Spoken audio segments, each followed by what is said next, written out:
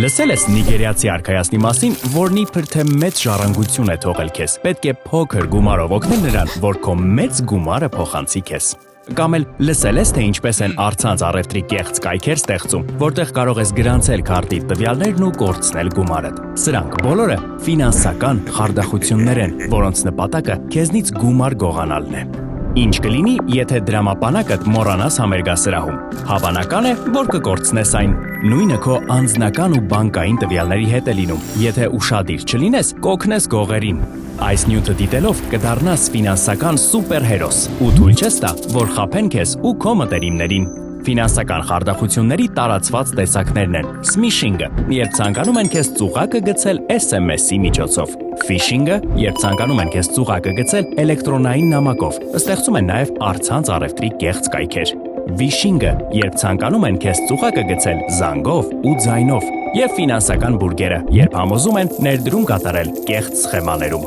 Ֆինանսական խարդախությունների մեջ չընկնելու համար ստուգիր, թե ով է իրականում քեզ գրում կամ զանգում։ Եթե քեզ զանգել են անծանոթ համարից, անջատիր ու հետ զանգիր քո ունեցած համարով, իսկ կազմակերպության դեպքում պաշտոնական հեռախոսահամարով։ Կամ էլ գրիր պաշտոնական մեյլին կամ սոցիալական ցանցի իրական էջին։ Ընտրիր բարդ եւ ոչ հեշտ գուշակվող գաղտնաբառեր։ Ներառիր մեծատառ, փոքրատառ, թիվ, նշաններ, պարբերաբար թարմացրու դրանք ու մի ասա ոչ ոքի։ Մի գրիր հեշտ հասանելի տեղերում։ Ուշադիր եղիր կարևոր ու գաղտնի այս տվյալների հետ, որ չտաս խարդախներին։ Մի դիր PIN կոդը քարտի հետ նույն տեղում։ Եթե արդեն հայտնվել ես խարդախության մեջ, հենց հավելվածից բլոկավորիր քարտդ, պատմիր մեզ պատահածի մասին կապ բանկի հետ բաժնում։ Փոխիր գաղտնաբառերդ, պատմիր ծնողներիդ, ասա նրանց, որ կարող են դիմել ոստիկանություն։